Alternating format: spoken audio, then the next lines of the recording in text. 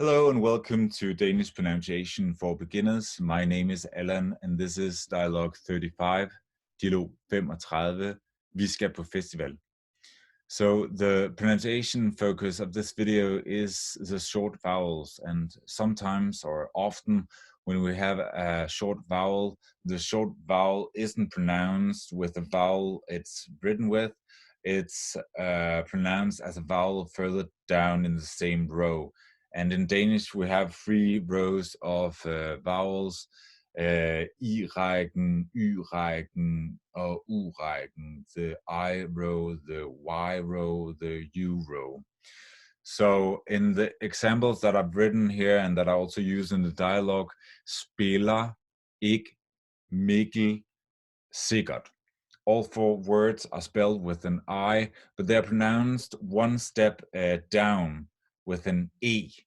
Spiller, ikke, Mikkel og sikkert. The same goes for Jeppe, tjekke, telt, med og selv.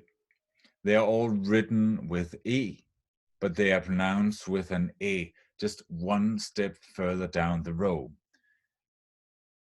Jeppe, tjekke, telt, med og selv.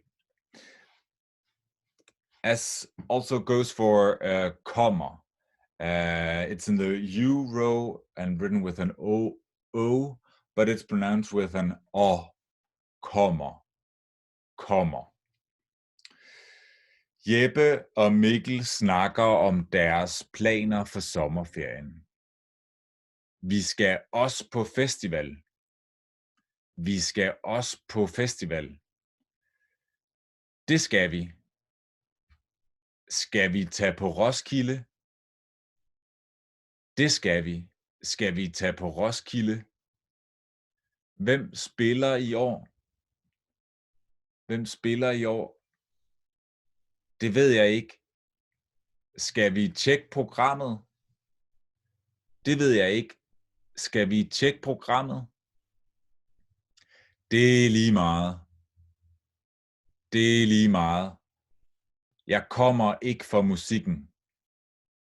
Jeg kommer ikke for musikken. Skal vi tage mor og fars telt med? Skal vi tage mor og fars telt med? Ja, hvis vi må låne det. Ja, hvis vi må låne det. Måske skal vi selv købe telt. Måske skal vi selv købe telt.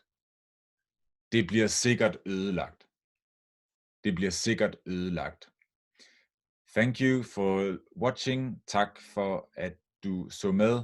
Hvis du synes om hvad du så giv mig gerne en thumbs up eller skriv en besked i der hvor det er muligt på YouTube.